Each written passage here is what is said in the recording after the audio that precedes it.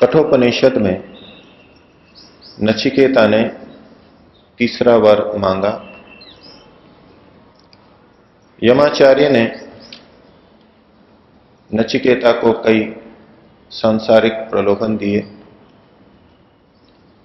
इच्छावर मांगने के लिए कहा, लेकिन नचिकेता के अंतर्मन में एक ही प्रश्न बैठा हुआ था, मरने के बाद में आत्मा रहती है अथवा नहीं, अथवा वो किस रूप में रहती है, उसका ठीक ठीक कल्याण किस प्रकार से होता है।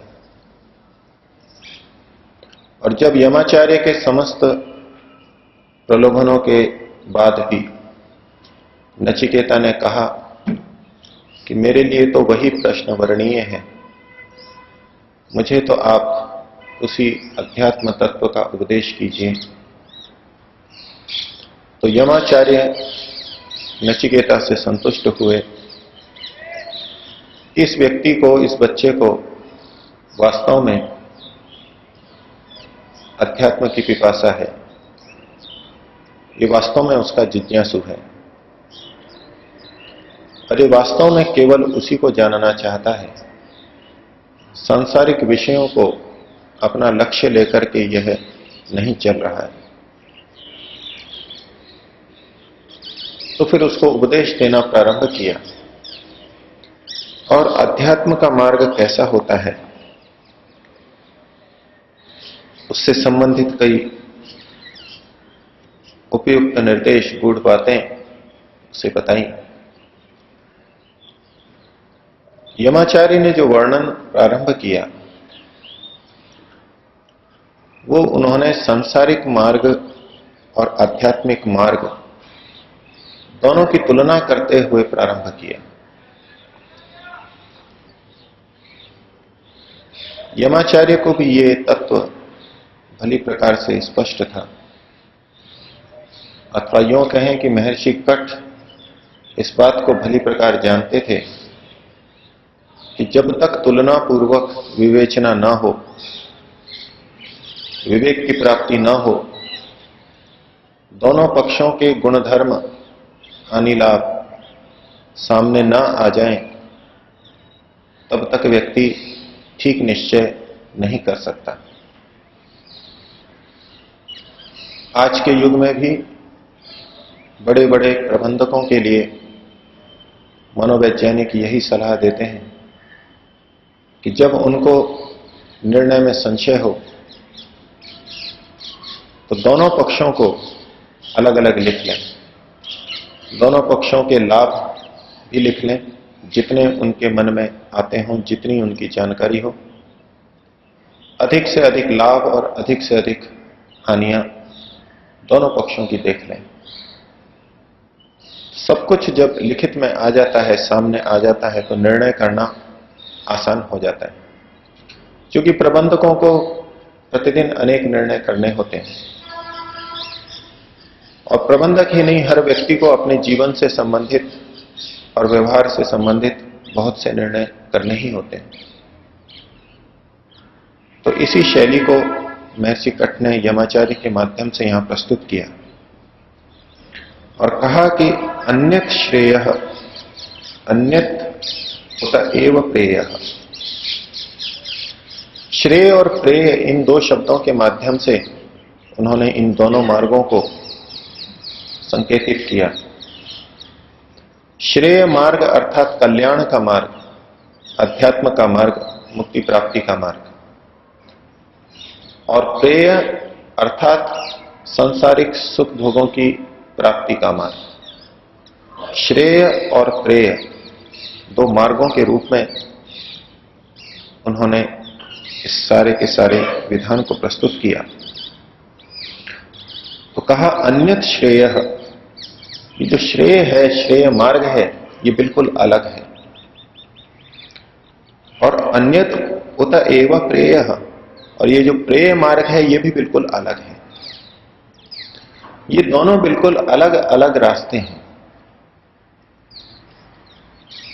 जिस प्रकार से कोई व्यक्ति दो रास्तों पर एक साथ नहीं चल सकता, दो अलग अलग लक्ष्यों को बना के, दो विपरीत लक्ष्यों को बना करके दोनों रास्तों पर नहीं चल सकता, उसको अपना पहले लक्ष्य निर्धारित करना होता है और तदनुरूप किसी एक मार्ग को चुनना होता है। और यदि दोनों मार्गों को कोई व्यक्ति चुनेगा तो कुछ देर वो एक रास्ते पर चलेगा और कुछ देर लौट करके फिर दूसरे रास्ते पर चलेगा, फिर दूसरे रास्ते को छोड़ करके पहले रास्ते पर चलेगा। कुल मिलाकर के वो कभी इधर और कभी उधर ऐसे ही घूमता रहेगा और कहीं नहीं पहुंच पाएगा। तो महर्षि कट कह रहे हैं कि ये दोनों रास्ते बिल्कुल अलग अलग हैं। अन्यत श्रेयः अन्यत उत प्रेयः। और ये श्रेय और प्रेय दोनों शब्द दो की तुलना में कहे गए हैं। श्रेय अर्थात कल्याणकारी, दो में से जो अधिक कल्याणकारी है उसको श्रेय बोलते हैं। जो कल्याणकर है उसको श्रेय बोलते हैं। और प्रेय का अर्थ है जो प्रिय लगने वाला रास्ता है, मार्ग है। तो दो मार्गों में से जो अधिक प्रिय है वो प्रेय है। और सांसारिक मार्ग के लिए प्रेय शब्द का प्रयोग और आध्यात्मिक मार्ग के लिए श्रेय का प्रयोग ये बताता है कि दोनों ही मार्ग दोनों गुणों से युक्त है। आध्यात्मिक मार्ग कल्याण से युक्त है तो सांसारिक मार्ग भी कल्याण से युक्त है। लेकिन अपेक्षाकृत आध्यात्मिक मार्ग अधिक कल्याणप्रद है, इसलिए उसको श्रेय कहा। इसी तरह से सांसारिक मार्ग प्रिय है, प्रिय होता है, लेकिन आध्यात्मिक मार्ग भी अप्रिय हो ऐसा नहीं, वो भी प्रिय होता है। बहुत से लोगों को वह भी प्रिय लगता है। लेकिन दोनों में प्रियता की तुलना करें, आकर्षण की तुलना करें, तात्कालिक आकर्षण की तुलना करें तो सांसारिक मार्ग अधिक प्रिय प्रतीत होता है। इस दृष्टि से सांसारिक मार्ग को प्रेय शब्द से कहा और आध्यात्मिक मार्ग को श्रेय शब्द से कहा।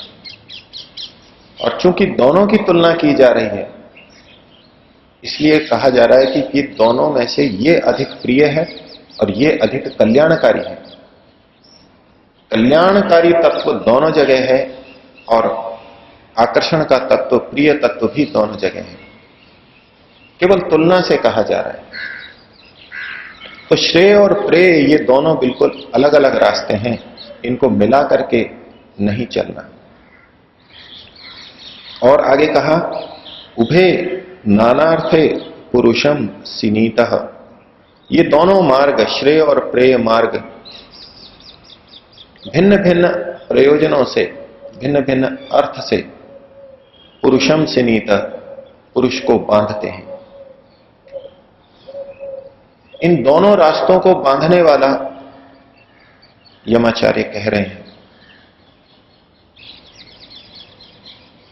हम सामान्यतः ये मान्यता लेके चलते हैं कि सांसारिक रास्ता ही हमको बांधने वाला है। बांधने वाला अर्थात आकर्षित करने वाला, जिससे कि हम बंध जाएं और उसी दिशा में चलते रहें। लेकिन महर्षि कठ यमाचार्य के माध्यम से कहलवा रहे हैं कि ये दोनों ही मार्ग बांधने वाले हैं, ये दोनों ही मार्ग आकर्षित करने वाले हैं, अर्थात दोनों प्रिय लग सकते हैं। संसारिक पदार्थों के पीछे भागने वाले, उसको प्रिय समझने वाले तो पद पद पे हमको दिखाई देते ही हैं। लेकिन श्रेय मार्ग पर चलने वाले और उसी से बंध जाने वाले भी अनेक दिखाई देते हैं। इतिहास में भी ऐसे अनेक महापुरुषों के वर्णन हैं, योगियों के वर्णन हैं, और ये श्रेय मार्ग उनको इतना बांध देता है कि वो उसके अतिरिक्त और कुछ नहीं सोच पाते, केवल उसी से बंधे हुए, उसी की डोर से खींचे हुए उसी मार्ग पर चलते चले जाते हैं। तो मार्ग तो दोनों ही बांधने वाले हैं, और व्यक्ति बंधता तभी है जब वहां उसको कुछ लाभ दिखाई दे, आकर्षण दिखाई दे, उसे अपना हित दिखाई दे। और ये आध्यात्मिक मार्ग तो इतना बांधने वाला है कि बड़े बड़े महापुरुष राजपाट छोड़ करके, सांसारिक आकर्षणों को छोड़ करके उस ओर लग गए तो पीछे मुड़ के भी नहीं देखा। तो मार्ग तो दोनों ही बांधने वाले हैं, दोनों ही में आकर्षण है। अन्यत श्रेयः अन्यत उत एव प्रेयः, दोनों अलग अलग हैं, और ते उभे नानार्थे पुरुषम सिनीत, वे अलग अलग प्रयोजनों से व्यक्ति को बांधते हैं। सांसारिक मार्ग भौतिक सुख साधनों के लिए बांध लेता है, और आध्यात्मिक मार्ग मानसिक शांति और ईश्वर के आनंद के लिए बांध लेता है। तो रास्ते तो दोनों तरफ हैं, दोनों तरफ आकर्षण है, लेकिन भेद उत्पन्न होता है। और जो व्यक्ति श्रेय को ले लेता है, श्रेय मार्ग को चुन लेता है, उसका तो कल्याण होता है। अगली पंक्ति में कहा, तयोः श्रेय आददानस्य साधु भवति। दोनों तरफ कल्याण है और दोनों तरफ प्रियता भी है, लेकिन कल्याण और प्रियता की मात्रा में भिन्नता है। तो इसलिए जो व्यक्ति श्रेय आददानस्य, श्रेय को लेने वाले का, श्रेय मार्ग पर चलने वाले का साधु भवति, कल्याण होता है। इन दोनों मार्गों में से जो श्रेय को चुनता है उसका कल्याण हो जाता है।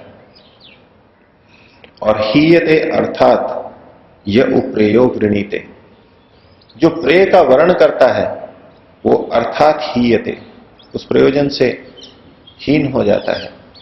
जिस लक्ष्य को लेके वो चला था वो लक्ष्य उसको प्राप्त नहीं हो पाता है। चाहे श्रेय मार्ग हो, चाहे प्रेय मार्ग हो, आध्यात्मिक मार्ग हो या सांसारिक मार्ग हो, कोई भी मनुष्य इन पर क्यों चलता है? उसका एकमात्र उद्देश्य है कि मुझको अनंत दुख रहित सुख की प्राप्ति हो, दुखों की निवृत्ति हो। सुखों की प्राप्ति और दुखों की निवृत्ति के लिए ही भौतिकवादी प्रयासशील है, और इसी प्रयोजन से आध्यात्मिक व्यक्ति भी प्रयासशील है। तो इन दोनों का प्रयोजन, इन दोनों का अर्थ, इन दोनों की सार्थकता सुख की प्राप्ति में और दुख की निवृत्ति में है। एक ही प्रयोजन के लिए दोनों चल रहे हैं, लेकिन रास्ते दोनों अलग अलग हैं। और इन दोनों में से जो श्रेय का वर्ण करता है उसका तो कल्याण हो जाता है। जिस प्रयोजन के लिए वो निकला था, जिस प्रयोजन के लिए वो पुरुषार्थ कर रहा था, वो प्रयोजन पूर्ण होता है। लेकिन जो श्रेय मार्ग पर चल रहा है उसका संपूर्ण दुखों की निवृत्ति और पूर्ण सुख की प्राप्ति का प्रयोजन पूर्ण नहीं हो पाता। वो अपने अर्थ से, प्रयोजन से हीन हो जाता है, रहित हो जाता है। हीयते अर्थात यह उप्रेयो वृणीते।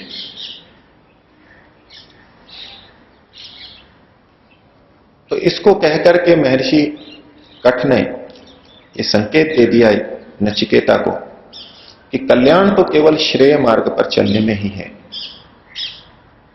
तो फिर हर व्यक्ति इस श्रेय मार्ग पर क्यों नहीं चल लेता? तो उसका कारण उनकी अपनी अपनी विवेचना, उनके अपने अपने बुद्धि का स्तर है। बार बार अध्यात्म के अंदर बुद्धि और विवेक का प्रयोग आता है।